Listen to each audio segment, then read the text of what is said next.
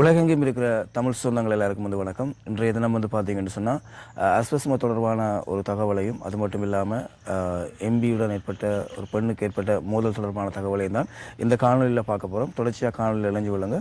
முதலாவது விஷயம் என்னென்னு சொல்லி பார்த்தீங்கன்னு சொன்னால் பல்வேறுபட்ட நபர்கள் என்னுடைய தனிப்பட்ட இலக்கத்துக்கு கால் பண்ணி அஸ்வஸ்ம தொடர்பாக ஏதாவது தகவல் கிடைச்சதா, இந்த முதலாங்கட்ட பதிவுகள் மேற்கொள்ளப்பட்டவர்களுக்கு இன்னும் நிதி கிடைக்கல, எப்போ கிடைக்கும்னு சொல்லி திருப்ப கேட்டு வந்தீங்க.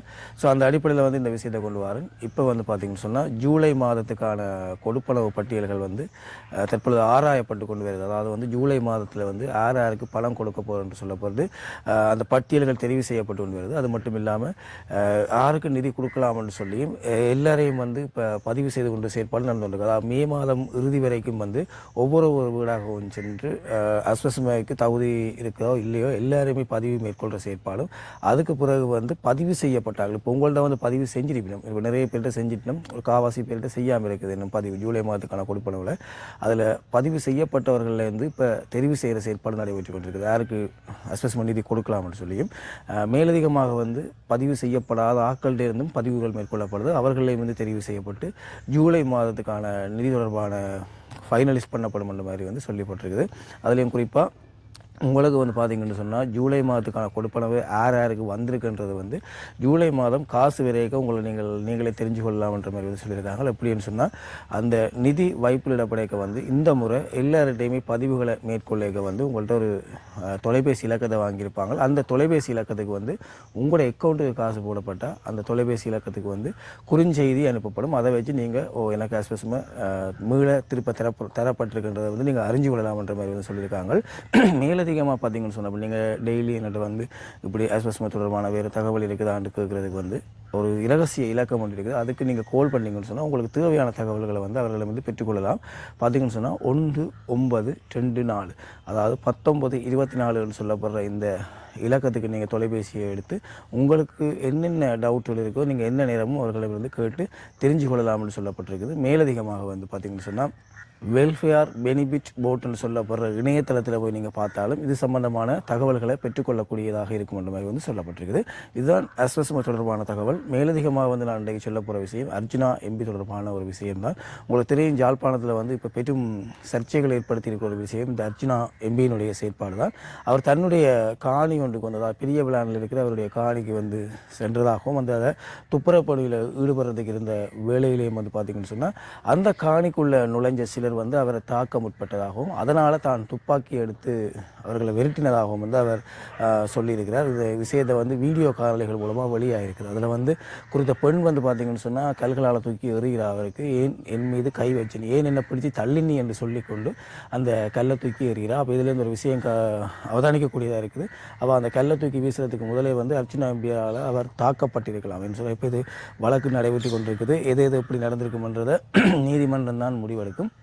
அதுக்கு தான் உண்மை விஷயங்கள் எல்லாமே தெரியும். நாங்கள் இதில் சமூக வலைதளங்களில் சொல்லப்படுற விஷயங்களை வச்சு தான் கதைக்கிறோம்.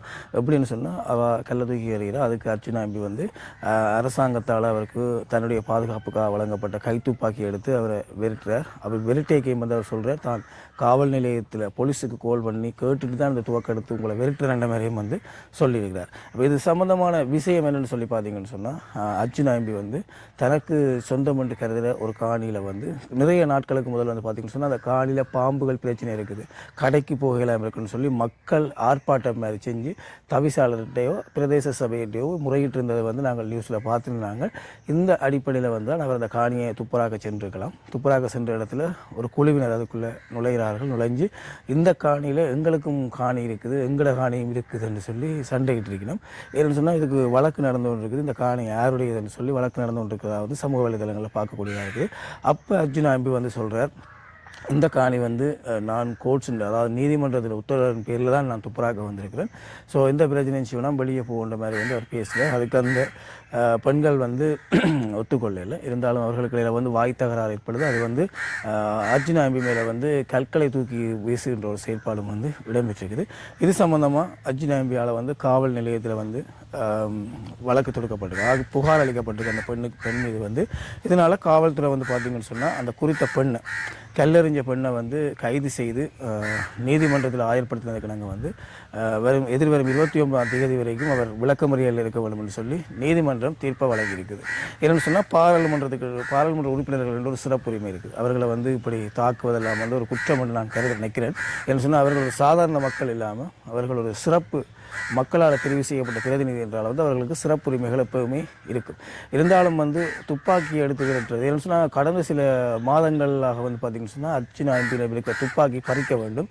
ஏன்னு சொன்னால் அவர் ஒரு எப்படி சொல்கிறது சராசரி மனிதர் போல் இல்லை. ஏன்னு சொன்னால் அவரில் கோவம் வச்சிருக்கிறார்கள் எல்லாம் வந்து அவரை பேசுகிறது வந்து இவர் ஒரு மனநோயாளி, இவர் ஒரு அப்படித்தான் இவர் எல்லாருமே பேசுகிறது. இப்போ கிட்ட சொல்கிறேன் அவர் ஒரு மனநோயாளி, அவர் சாதாரண மக்கள் மாதிரி இல்லை, அவருக்கு எந்த இடத்துல எப்படி பேசுகிறேன்னு தெரியாது என்று சொல்லி நிறைய கதைக்கிறவர்கள். அப்போ அந்த அடிப்படையில் வந்து பார்த்திங்கன்னு சொன்னால் அவரிடம் வந்து துப்பாக்கி பறிக்கப்பட வேண்டும், இல்லைன்னு சொன்னால் யாரையாவது சுட்டு போடுவார்னு சொல்லியிருந்தாங்க.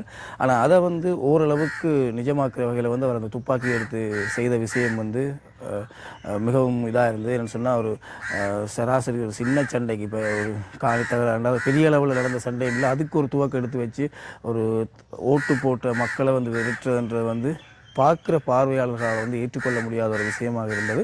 இருந்தாலும் வந்து இது சம்பந்தமான நியாயம் குற்றம் சரி பிள்ளை எல்லாம் வந்து நீதிமன்றம் தான் முடிவெடுக்கும். இப்போ வந்து பார்த்திங்கன்னு சொன்னால் அந்த பெண் வந்து 29ஆம் தேதி வரைக்கும் விளக்கமறியல் இருக்கிறா. அவாவுக்கு வந்து பார்த்திங்கன்னு சொன்னால் ஒரு வயதில் வந்து குழந்தை இருக்குது. அந்த குழந்தைக்கு வந்து பால் ஊட்டுறா. இப்போ ஸோ அதால் வந்து குழந்தையை இப்போ பிரிஞ்சிருக்க வேண்டிய நிலைமை என்றதால் வந்து நீதிமன்றம் வந்து அதுக்கும் ஒரு நல்ல ஒரு முடிவை கொடுத்துருக்குறாங்க. என்னென்னு சொன்னால் இந்த தாயோட வந்து அந்த பிள்ளையும் விளக்கமறியலில் இருந்து பால் நிச்சயம் அந்த பிள்ளைக்கு தேவை என்றால் இந்த தாயோட அந்த பிள்ளையும் இருக்கிறதுக்கு வந்து அனுமதி கொடுத்துருக்குறாங்க. ஸோ பொறுத்து வந்து பார்ப்போம். 29ஆம் தேதிக்கு பிறகுதான் தெரியும் இந்த விஷயம் தொடர்பான என்ன தகவல் கிடைக்க போது, ஆற்ற பக்கம் புல ஆற்ற பக்கம் சரின்றதை வந்து பார்ப்போம். ஆனால் நாங்கள் பார்த்த வரைக்கும் சமூக வலைத்தளங்களில் சொல்லப்படுற கருத்துக்கள் எல்லாத்தையும் வச்சு பார்க்க வந்து அர்ஜுனா எம்பி மீது வந்து பல்வேறுபட்ட குற்றச்சாட்டுகள் வந்து வழங்கப்பட்டு வரதை வந்து கவனிக்கக்கூடியதாக இருக்குது. நன்றி சொந்தங்களை மீண்டும் ஒரு காலையில் சந்திப்போம்.